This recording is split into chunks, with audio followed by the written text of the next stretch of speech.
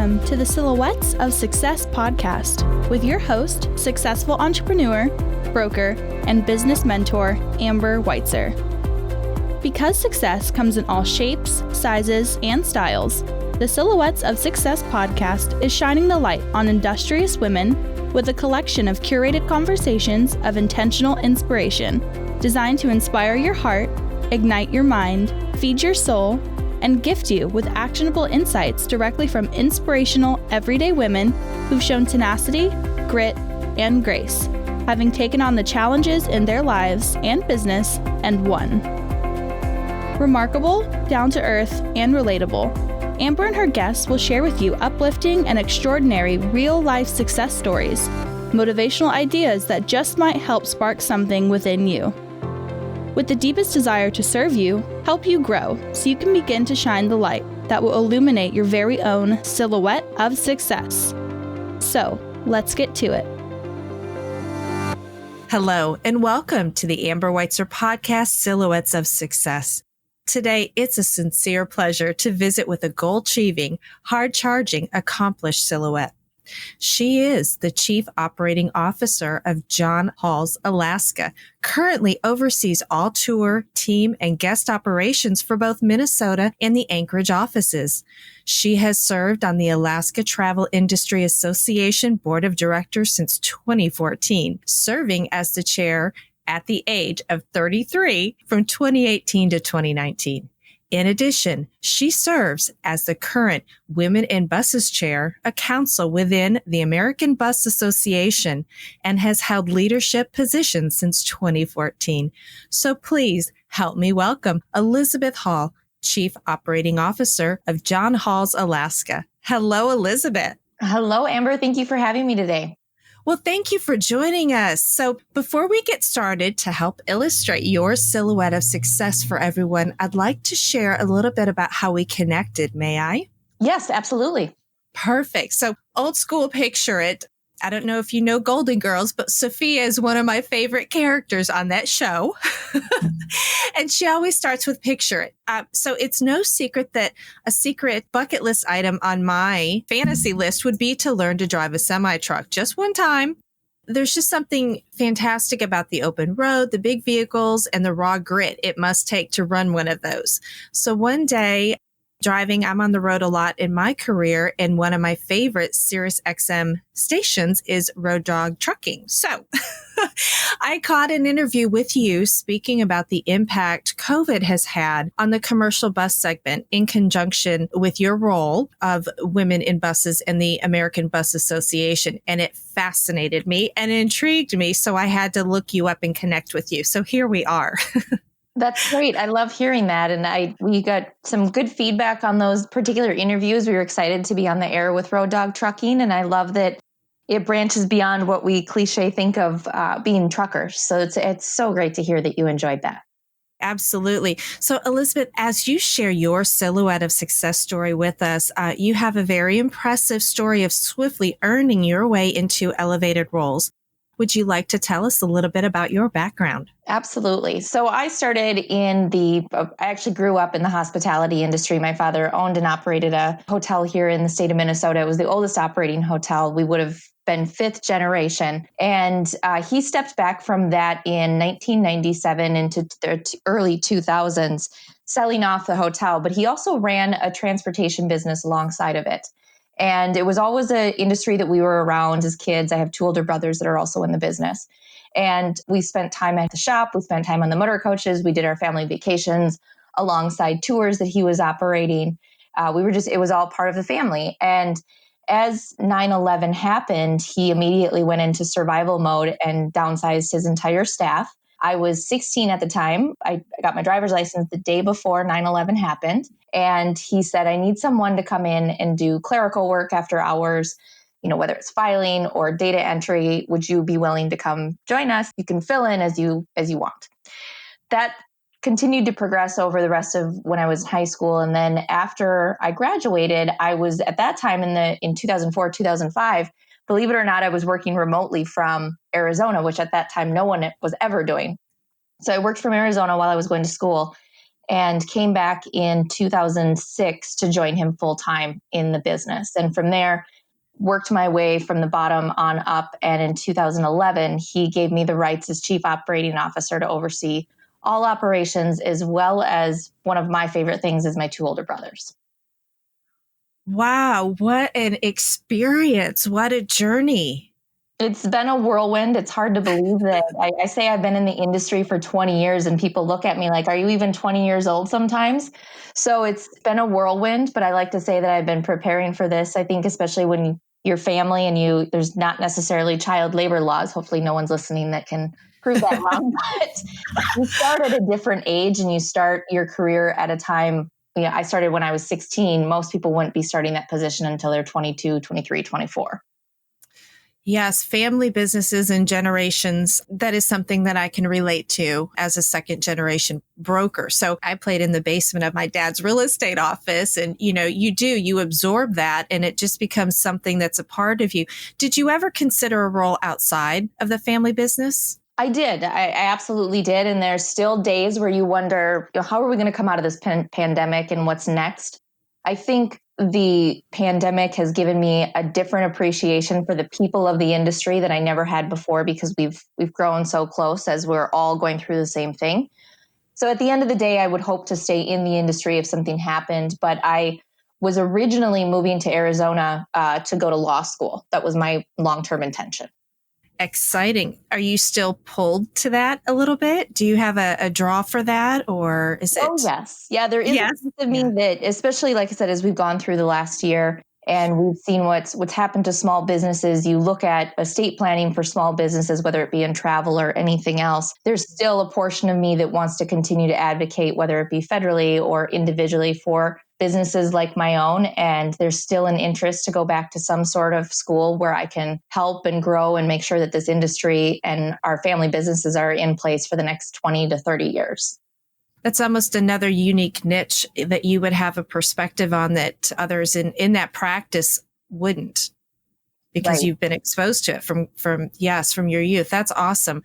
So tell us a little bit, Elizabeth, about a day in the life of your business or your day. Do you have a structured routine? What does it look like for you when the alarm clock goes off? Well, I'm not a morning person by any means. I'm not. I think a lot of times you hear that, people that are successful get up at 4 or 5 a.m. I am not that person by any means. I'm not afraid to admit it.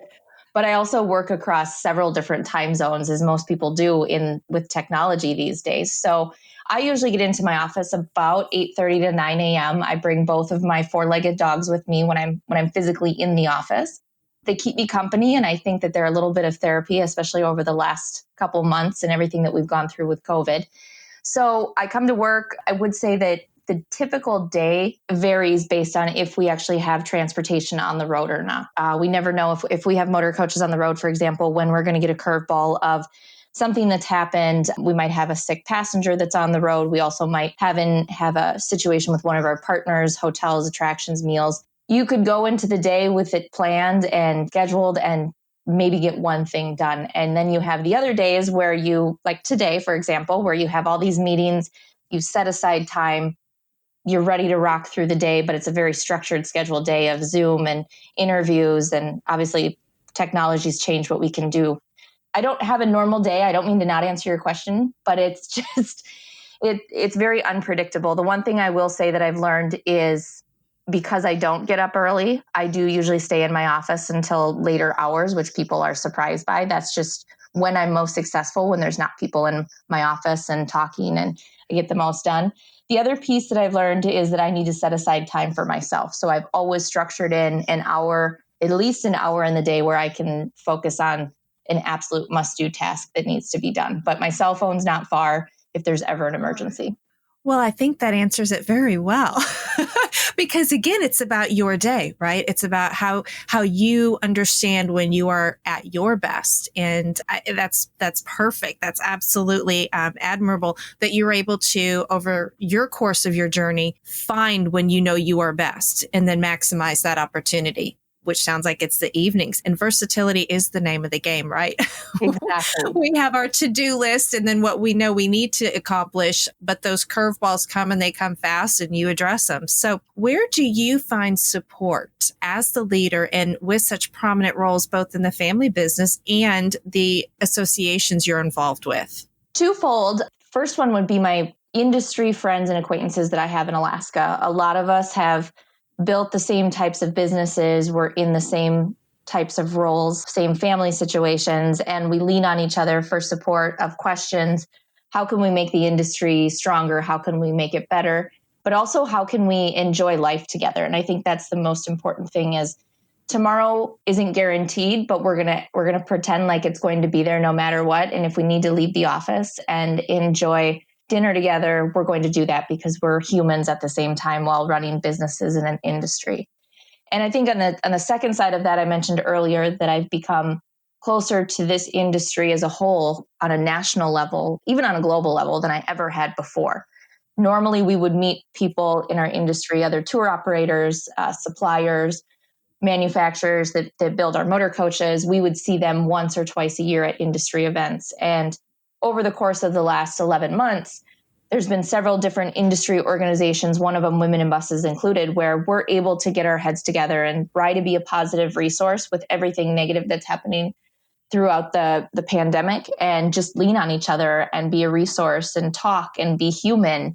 I go back to that. We are people at the end of the day. We run businesses and we're viewed in a way that we're untouchable, but at the end of the day, we are still human. We still have emotions. We still have worries and stress and everything that goes along with it. And to have people that you can share that with and lean on is probably the most important thing for me. Isn't it interesting how, right, wrong, or indifferent, however this pandemic has impacted or touched everyone differently, obviously, but I think a common thread we are all realizing is to ease up a little bit because there are so many humans behind the positions, the roles, the businesses. And I think we have found a little bit more tolerance for that. And we've ourselves discovered, go savor life a little bit more. Correct. Yep. Take a step back, look at what's important, look at not only who you want to be there for, but who's going to be there for you at the end of the day, whether it's personally or professionally. It's really, really changed how we look at life, I think, as a whole across society.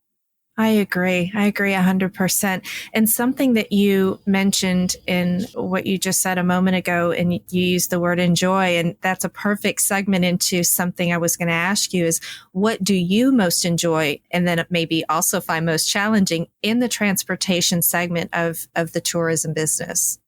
I think the part that I enjoy, and if you don't mind, I'll expand that into the tourism, not just transportation tourism, but tourism as a whole. But the part that I enjoy the most is how small of a family it really is. Everyone seems to know everyone. Everyone is one of the most used statements this year is we're all in it together. But even before COVID, even before a pandemic, and even before we thought we were going to have a record-breaking year in Alaska, for example, we were truly all in it together. It is multi-generation businesses. It's people that have been in the industry for 30 or 40 years. It's pioneers that have still helped build the travel industry in Alaska, but yet you can sit down at a table with them and enjoy a beer or enjoy dinner and just be friends with them. But at the end of the day, if you have a problem, they're going to be there for you.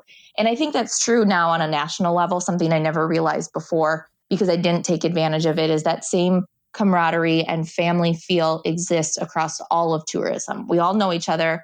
We're all working towards the same goal. And unless we're communicating, it's just not going to work. I would say that's my favorite piece of being in the industry. I think the biggest struggle and challenge that I have is I've came in 2001 after 9/11, and I saw how vulnerable the industry was as a whole. I didn't really appreciate it because I was only 16 and didn't really understand what was happening. And then I went through the economic crisis of 2008 and 2009 right alongside my family. And it gave me another perspective of how vulnerable this industry was. So when the pandemic hit and we saw the underlying situation that was unfolding back in March, we took proactive action to make sure that we were set up to be able to survive basically a year not knowing what was going to happen. And for us, that was definitely what saved us, but it also gave us, again, another perspective of we never know what tomorrow is going to bring. We never know how the industry is going to be impacted. And as much as we want it to be there, travel is usually the first thing that's eliminated when people are looking at budgets or life situations. It brings such a clear-eyed awareness and proactive approach that you're right. Sometimes we didn't anticipate certain aspects of what was going to happen. Other times, that those are probably the chips that might fall first. And that was going to be something I was going to ask you. Was there ever one specific point in time or key situation that forced you to take that monumental shift in your business or career? And I think you just nailed it. Again, positive or painful, how did it help you grow? So what did you maybe personally, and you'd have a different awareness or a different clarity about that situation, but how else did it help you grow personally? And I can't say that I am fully responsible for this, but I have people around me that help me realize that you have to find the positive in things, and you cannot be a positive force if you're not looking for the positive. You can't fake it, I guess is the best way to put it. And so for me, I had to find things that I enjoyed. I had to find things that gave me support. I had to find the positive. When you're watching your business, I say this all the time, it was like someone set your business on fire and gave you a garden hose to put it out. None of us knew what to do in the industry for the first 3 or even 6 months. And I think for me, having positive things that I could look towards and having positive resources that I could create for my team and my family and my industry friends and supporters and people that were in a similar situation gave me the most strength. And I say that in that it took my mind off of what was truly happening with the industry and the business. And you found the positive and you created new relationships. And I'll go back to Women in Buses if you don't mind. And that's a prime example of previously it was a more of a networking industry event. It had a lot of teeth behind it. But once COVID happened, it gave us the ability to push forward with weekly meetings and seminars and resources and support from our leadership team, creating also a bond between our leadership team that we didn't have before and pushing that out to the rest of the industry. That's phenomenal. So yes, I really like that you're talking about Women in Buses. So do you want to share a little bit more about that group? Absolutely. So Women in Buses we're actually going into our 10th anniversary. We're excited to start celebrating that in 2021. And we've got some big rollout plans for that. But in the meantime, what we've done is over the last 10 years is establish a place where women can be recognized for what they've done in this industry. And much like trucking and other industries that like aviation, they have in the previous years been very male dominated. So this organization was created actually by a group of males and rolled out by some of the leadership of the industry that were females with hopes that it would become a place where people could share their struggles and stories and how do we move forward. And so that progressed over the last 9 years. And myself, along with some of our manufacturing friends of motor coaches and other industry friends, put our heads together last year when I came into the chair role and said, what can we do next? How can we grow this? What resources can we provide? So we sketched together a few ideas and had plans to roll it out on March 9th. And as you probably know from timelines, that was about the same time that COVID started to come into the United States and take over. And within a matter of days, our entire industry was shut down. So we put everything on the back burner for about 2 weeks, came back to the drawing board 2 weeks later and said, what can we do? How can we grow? What's next for this particular group? And we've not only taken the networking side of it, we're starting a driver challenge task force, which focuses on getting more female drivers into school buses and motor coaches because they do have stronger driving records than what we've seen in the past. Statistically, they have better insurance rates. Statistically, they're also sometimes better with the children and the families and that empathy piece of it. So how can we get them engaged more in the tour and travel industry, but also put them in the seats of our motor coaches and school buses? The other piece that we're rolling out is a networking, and we've been doing this actually since March, is a networking event that provides support. So some of our upcoming events, we have one today that we're bringing in Puerto Rico, for example, And they're sharing the story of how they recovered after the hurricane and allowing other destination management organizations to take that advice and figure out how they're going to come out of COVID after the pandemic. Same thing next week, we're talking about social media and how we can leverage social media as an industry to rebuild. So finding whatever we can do to help strengthen the industry is really our goal over the next year. And then I'm excited to say that we've got a strong leadership coming in April, May, and June that will be taking over from my role. So I'm excited. We've handpicked who's going to be taking over. She's very driven. She's incredibly smart. She's been in the industry a long time, and I'm excited for her. You know, your voice lit up when I asked you to share more. I was scribbling notes. So I know we can go back and listen to this, but I'm a note taker, and that's phenomenal. How inspiring, especially for today. That's an exciting event that you've got on the books to look forward to. You know, I go back to what we've been doing, Amber, and how we've been strong for the industry. And I will say that personally, this has been one of my best resources to try to continue to be positive and move forward and encourage other females to step up. Not everyone was blessed with a dad that brought them into the business, and somehow they landed in it, and they need that voice and they need that platform to show what they can do. So true. And thank you for what you're doing on all of those levels. So whether it's business or personal, as you talk through all of these outstanding things that you're doing and that are giving you that fire of inspiration, do you have any tips that you could share with our audience for maybe pursuing a goal or dream or vision? I guess my biggest one would be don't give up. And I know it sounds cliche, but put yourself out there, volunteer, get your reputation known, get your name known.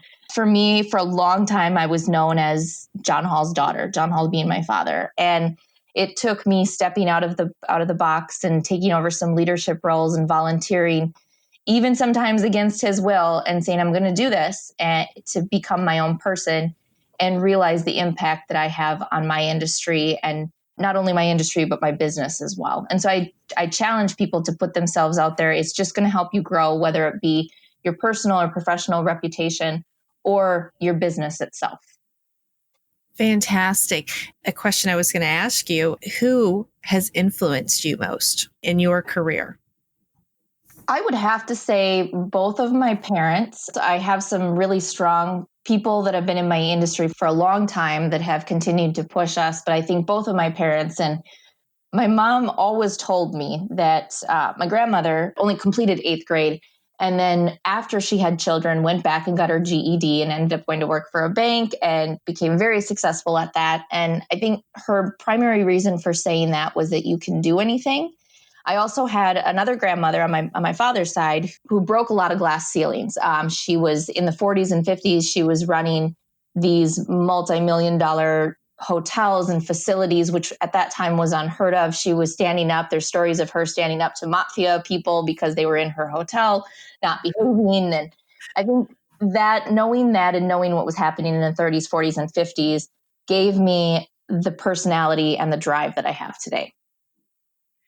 I can see that. That's a great visual. That's a great story. So in addition to your professional association leadership roles, you are also a very strong community advocate and philanthropist. Do you want to talk a little bit about those passions? Sure.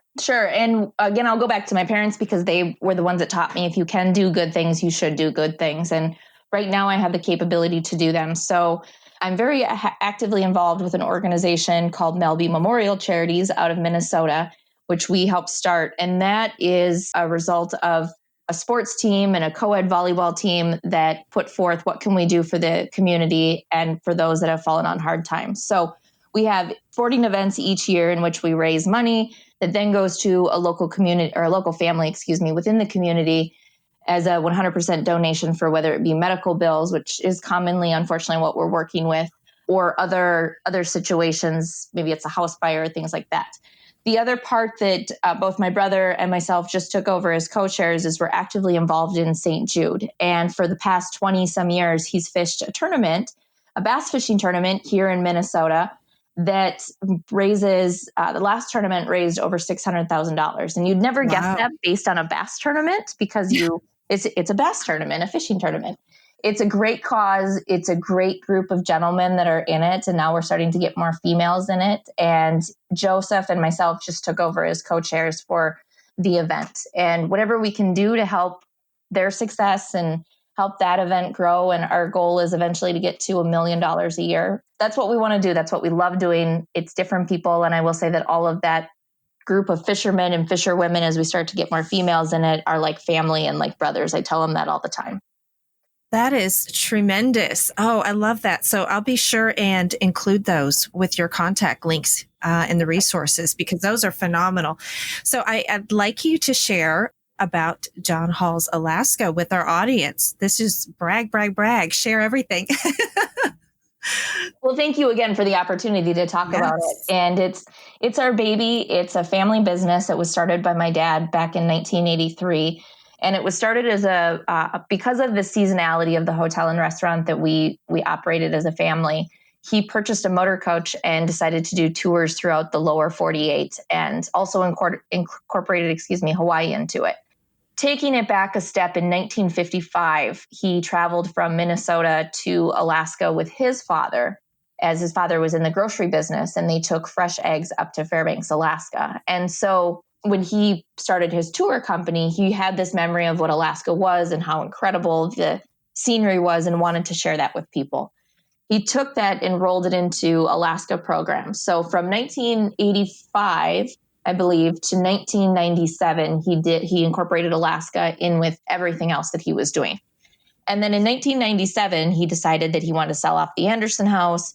He wanted to focus on just Alaska, which was what he loved most. And he wanted to do it better than anyone else with great customer service, an all-inclusive, elevated approach to travel. So in 2001, we officially made that switch right before 9/11 happened and decided to just do Alaska. Because obviously with business and sales and sale of a property, it was a process for him.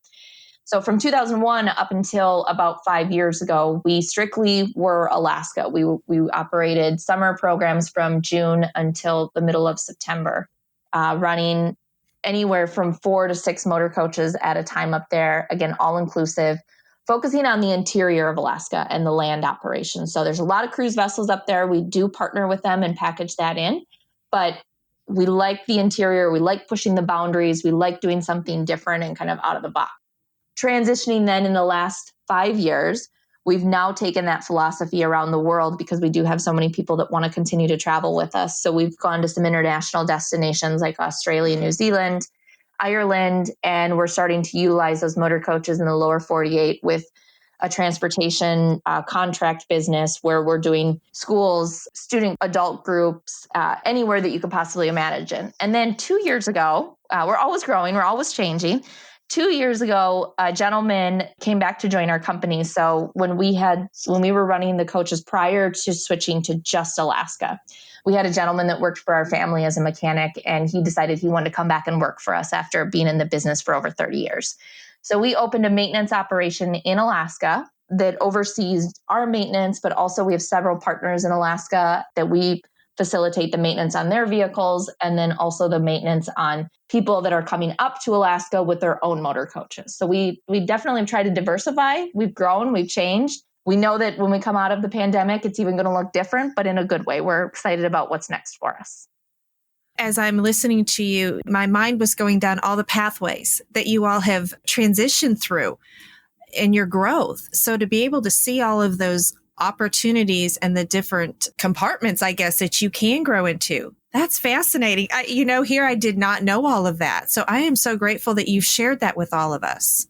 Thank you. It's, and anyone who's in business, you have to diversify. And while we've had this really incredible niche product in the event that something happened, coronavirus is a perfect example. It would limit us to being able to grow and come out of it and survive. And so being able to diversify and change and add different elements to it has definitely helped us in the long run.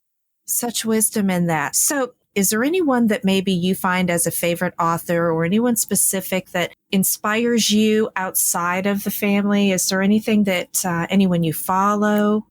That I follow most, and I'm not a huge reader. I do have to, Like, and you're going to be like, this is the worst interview ever because she doesn't read. She doesn't get up in the morning. She's not an example. But honestly, I just don't have a lot of time to read. I don't watch movies. I don't watch a whole lot of television. But what I have learned to appreciate is people that are doing great things. And I think one of the people that I follow closest and I appreciate for everything that she's done, building a business from the ground up, always being positive, is Sarah from Spain.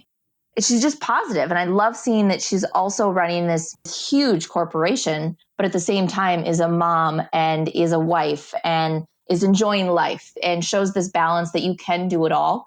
And you can do it all without having this cliche that you have to give up one of them. I think I follow her pretty closely on LinkedIn and appreciate everything that she's done as a whole for females. She is a shining example in her story about taking her product into the stores herself. And then did you follow it? You must have followed, but on their road trip in their RV, was that not fun? Yes. Exactly. Yeah. I agree with you. You know what? The whole thing, you got the real on that situation. And so that was an inspiration. Like you said earlier, not to fake it, just to be who you are, to be authentic and to do what you're doing. I think this has been a phenomenal interview because you were you, right? You know, there isn't the standard, here's the responses. No, you shared exactly. And that's what we all are here for. Not everybody is obviously the same. And that's what we want to showcase. And that's what we want our ladies and anyone that's listening is to understand or to take a piece of what you've shared to help spark something within them, because maybe they're on a similar path and maybe they don't conform or fit into what a lot of the education out there might say that this is how you have to do this to be this. Right. Perfect. It was absolutely perfect. Well, thank you. I thank you for being you. That's why we wanted you. So, Elizabeth, as we wrap up, where can our audience go to find and connect with you or support you on your socials and your continued success? Absolutely. So the best place to find our company information is on our website or Facebook. Our website is www.kissalaska.com. And that was started by my father because people would remember it back when websites were just coming out. So kissalaska.com. And then under our Facebook page, if you just put in John Hall's Alaska, it'll bring up the proper information.